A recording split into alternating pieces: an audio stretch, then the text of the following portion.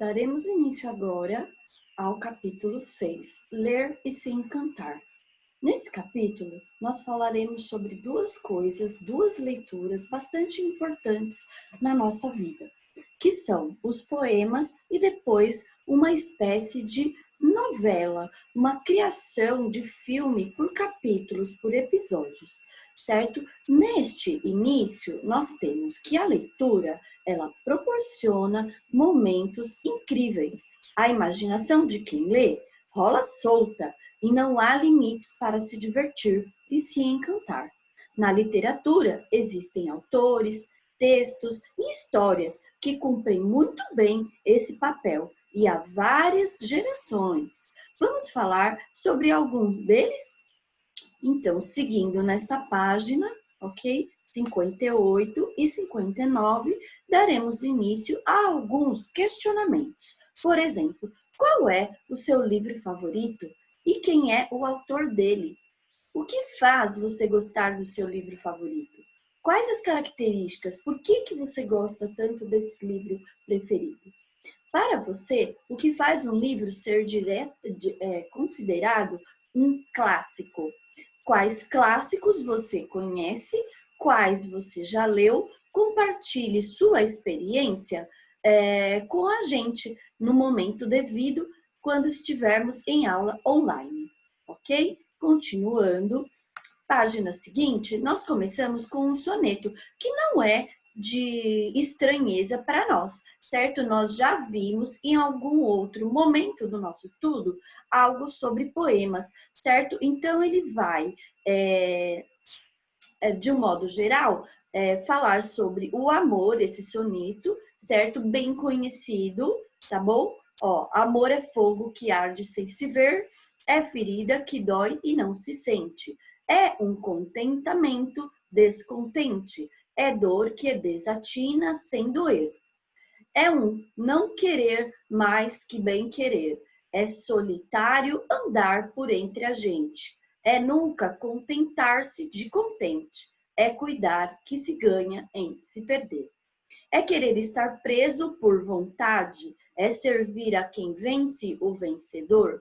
É ter com quem nos mata a lealdade. Mas como causar por de seu favor nos corações humanos amizade, se tão contrário a si é o mesmo amor. Então esse poema é do Luís Vaz de Camões, tá? Um soneto muito conhecido na nossa literatura mundial, ok? E ele foi retirado do Encanto da Leitura, Textos Inesquecíveis, São Paulo, editora Abril Cultural, de 1981, página 9. Então, nós obtivemos aqui algumas características do poema, certo? De um soneto especificamente, que é aquele que contém 14 versos, certo? Sendo os primeiros com 4 versos e os 3 últimos com 3 versos, certo? Isso compõe o soneto, ok? Além de características como rimas, certo? Versos, estrofes,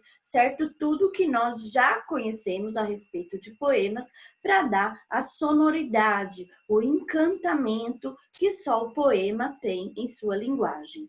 Tá? O poeta português Luís Vaz de Camões é considerado um dos maiores da língua portuguesa. Além de poemas líricos, escreveu também epopeias como Os Lusíadas, a sua obra mais importante, na qual ele narra a viagem de Vasco da Gama às Índias, né, ou ao Brasil. E essa obra é apontada como uma das mais expressivas da poesia universal. Essa foto ao lado tem uma legenda dizendo que é uma gravura criada por volta de 1800 pelo artista francês François Gérard, representando Luís Vaz de Camões, certo? Com essas características, com esse poema, nós temos algumas interpretações orais e escritas que faremos num devido momento, certo? Uma anotação importante a respeito do autor e do eu lírico. O soneto lido, ele foi escrito pelo poeta português Luís Vaz de Camões. Camões, portanto, é o autor do soneto. Para isso, para expressar as suas ideias, esse autor se valeu de um recurso denominado eu lírico ou eu poético. Nós conhecemos bastante a respeito do eu lírico, nós falamos muito em poemas a respeito do eu lírico, embora nós também devemos saber que o eu poético representa também este mesmo eu lírico.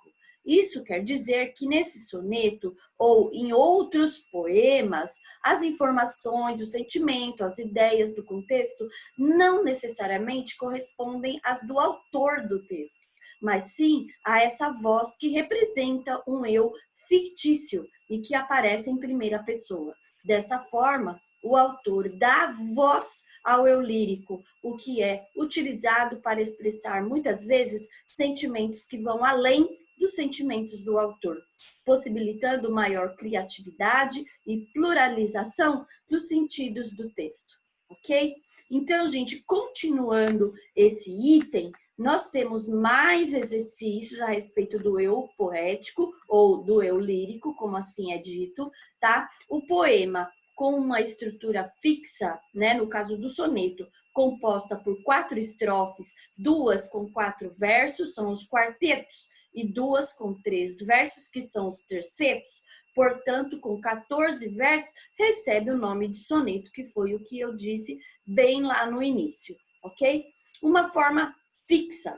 O soneto, ele teve origem no século XIII, e sendo mais difundido no período do Renascimento. No Brasil, os nomes que mais se destacaram nessas composições foram Vinícius de Moraes, Manuel Bandeira e Guilherme de Almeida.